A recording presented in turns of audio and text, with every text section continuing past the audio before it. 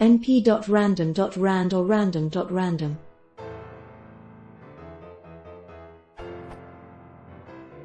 While analyzing a code, I've stumbled upon the following snippet. Variables MSK and df are irrelevant for my question. After doing some research, I think this usage is also related to random class as well. It gives true with 80% chance and false with 20% chance on random elements. It is done for masking.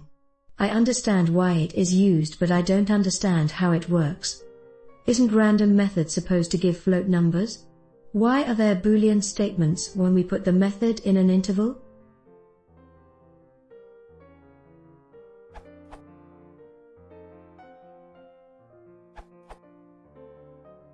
np.random.rand len df returns an array of uniform random numbers between 0 and 1. np.random.rand len df 0.8 will transform it into an array of booleans based on the condition.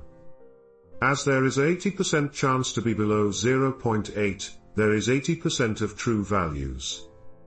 A more explicit approach would be to use numpy.random.choice. An even better approach, if your goal is to subset a data frame, would be to use how to split a data frame 0.8 0.2.